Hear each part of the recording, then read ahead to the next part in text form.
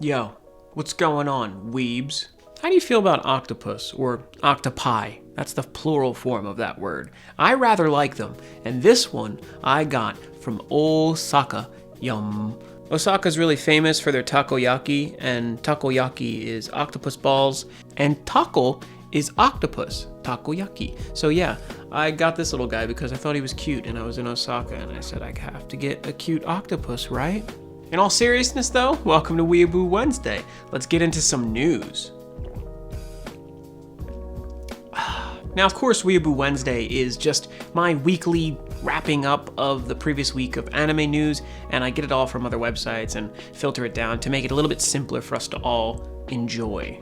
Now, this first story is something that I actually thought of myself when I was in Japan recently. It comes from the Abema Times, and essentially it reports that arcades have been on the decline for the past 32 years. Yeah, that's a really big and weird window to measure it in, but evidently over the past 32 years, arcades have dropped significantly in their numbers. What was previously 26,000 arcades in Japan 32 years ago has now dwindled down to only about 4,000. That is a significant difference, and I noticed it when I was there recently. It seemed like even in the past 2 years, tons of arcades have closed, and it would seem that some people say that since gaming has come such a long way technologically, and console games and smartphone games are so good now, then there's really no need for people to meet up in arcades like there used to be. And funny enough, it would seem that even at the arcade tournaments that are held nowadays, it's not uncommon to find men that are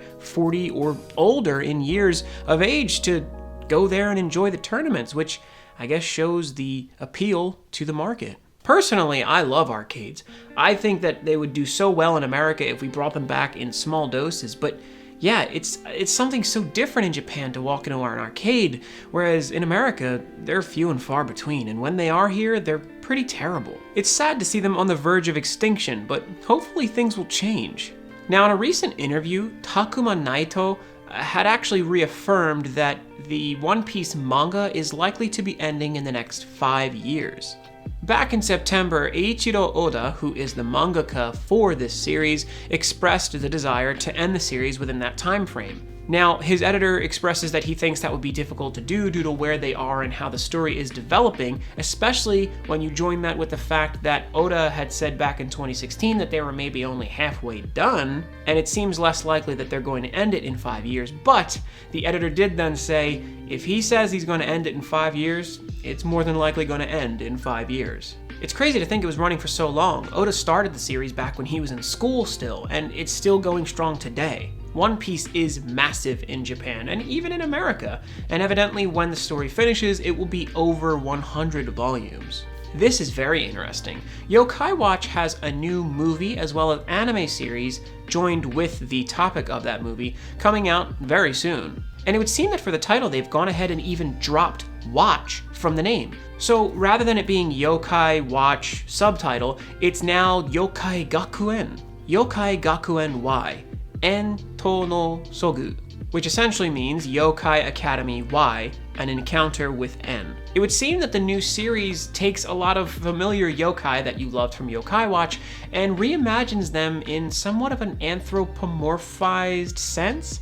Obviously they're not anthros because they're not animals, but you kind of get the idea that they're blending them with more human characteristics and making them all school students of an elite school that only accepts those who have very strong, high-ranking abilities. So plenty of familiar faces are coming back, and it would seem that they all have this ability to transform into more bestial, yokai-looking characters rather than just being the cute little characters in the school uniforms. It's really interesting to see all these new designs, and I really like that they're taking the series somewhere new.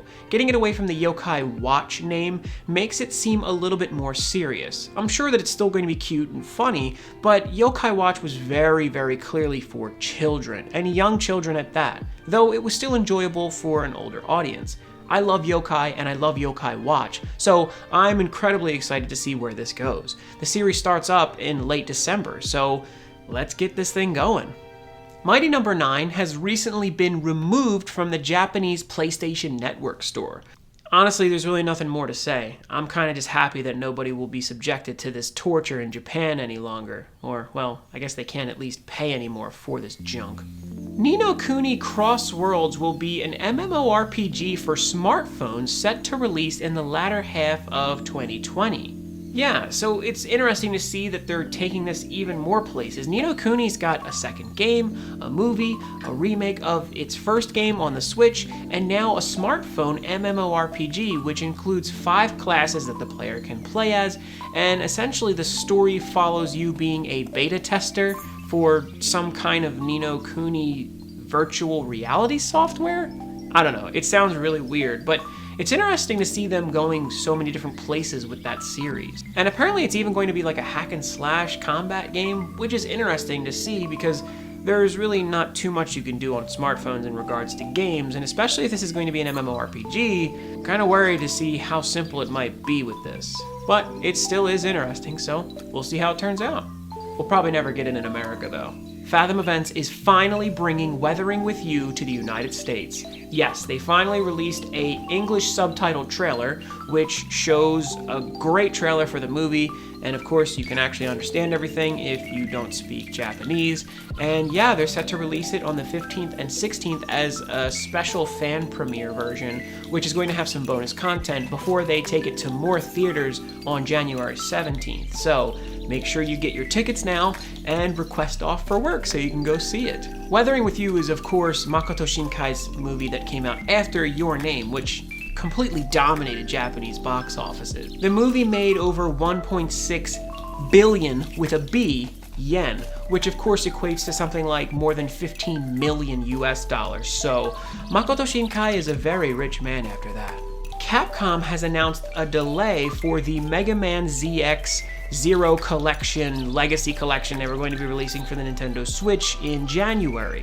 It would seem that they had to bump it up by essentially a full month, up to February 25th. Originally it was supposed to come out the 21st of January, but they just released a video and said, you know, we're sorry for this, we want the game to be as good as it can be, so we're working on some extra stuff, and it's going to take a little bit longer for it to come out. And it's actually really refreshing to see Capcom take a step back and delay something for the reason of quality control, because I don't think I have to express to you folks that Capcom, over the years, has devolved a bit and is responsible for releasing quite a few stinkers onto the market. So it's nice to see them giving this much care for a franchise like Mega Man, especially ZX, because I love those games.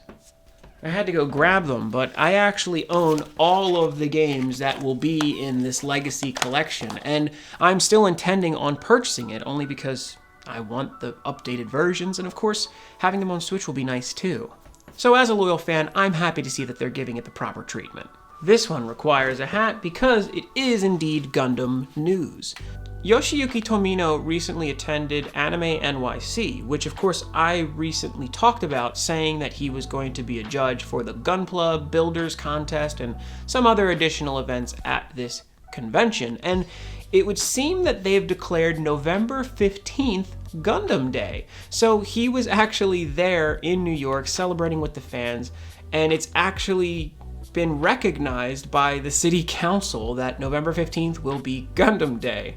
Now, of course, this is all in celebration of Gundam's 40th anniversary, so I'm happy to see this because Gundam definitely should have a holiday, and in US it doesn't make much sense because we don't really give it the credit it deserves, but still, I'm happy to see this happen. We got another Guilty Gear trailer, and it looks absolutely amazing, in which they finally named the game Guilty Gear Strive, where they also emboldened the IV, which would be the Roman numerals for 4. But seriously, this game looks absolutely intense, and I cannot wait for it. And even better still, at the end of the trailer, they reveal Faust, and that is just so awesome. Faust is amazing, and he looks awesome in this game, so super hype. And additionally, Capcom revealed the Street Fighter Champion Edition, which is going to be a compilation of Street Fighter V and all of the DLC, as well as the new character they're adding, which is Gil, and he's actually an old character that they're putting into the game, which is pretty cool. But what's more important is this Champion Edition is incredibly loaded with content. Now, obviously enough, Street Fighter V has taken a while to get to where it is now, but they've gotten 40 fighters on the roster, and additionally, more than 200 costumes? There's also 34 different stages, as well as tons of other content that's all going to be included on this Champion Edition, so it's a pretty good deal at $30. It comes out February 14th, so forget Valentine's Day. It seems like the next year is going to be huge for fighting games. When you think about Capcom releasing Street Fighter V Champion Edition, you have Guilty Gear Strive, and Grand Blue Fantasy all look really, really crazy. So let's get this fighting game thing back in gear. This one I'm actually really upset about despite not caring at all about the subject. If you've ever been to Akihabara, there is a Gundam Cafe, and situated right next to that is the AKB48 Cafe, and they're both right next to the Akihabara station. Very conveniently located. I've used it as a landmark to meet a friend, and yeah, it's just been a staple. They've both been there for like 8 years, and the AKB48 Cafe is of course based off of the girl group of the same name, AKB48. It's a huge, overproduced, gigantic corporate pop group of girl idols, and yeah, it's one of those groups where you could probably switch out girls and nobody would notice, but it's huge in Japan. Everybody loves them. Well, not everybody, but they're massive, and they've been really popular, and I'm sure profitable enough for them to decide to open a cafe that they've opened and kept open for the better part of a decade. So it's crazy to think that they'll be closing it down, and they're saying that it's so that they can comply with, I guess, the Akihabara station renovations, though it would seem that the Gundam Cafe is staying open, which leads me to believe that maybe that might be an excuse. I'm not sure, but even the online web shop and the application passport that goes along with the AKB48 Cafe is also closing down, which leads me to believe it's not a temporary shutdown. It's just kind of sad, because like I said, it's like a landmark in Aki. And especially in a place like Akihabara, which is ridiculously fan servicey and over the top, an AKB48 Cafe makes perfect sense. And to think that it's going away for what could be, goodness knows what'll open there, is just sad. And finally, the last story I have to bring you is that the Yokai manga is getting adapted into a live-action series. Yeah, so in January there's going to be an actual live-action series starring real people, and it's going to be a retelling of Yokai. If you've never seen Yokai, it's a really adorable anime manga about a couple girls that like to go camping, and that's pretty much it. It's just adorable. It's like K-On! But in the woods with camping rather than music. The characters are adorable. The show is drawn beautifully. There's such an amazing, comfortable aesthetic to the show that I've never seen in anything, and I love it. It's so sweet. You should definitely check it out if you've never seen it, but yeah, there's going to be a live-action series, which I think is weird because I definitely don't think they're going to make the one girl have pink hair, and it's not going to have the same colorful aesthetic as the show, but I don't know, maybe it'll be good, who knows? And that's going to be everything. That's all I had today.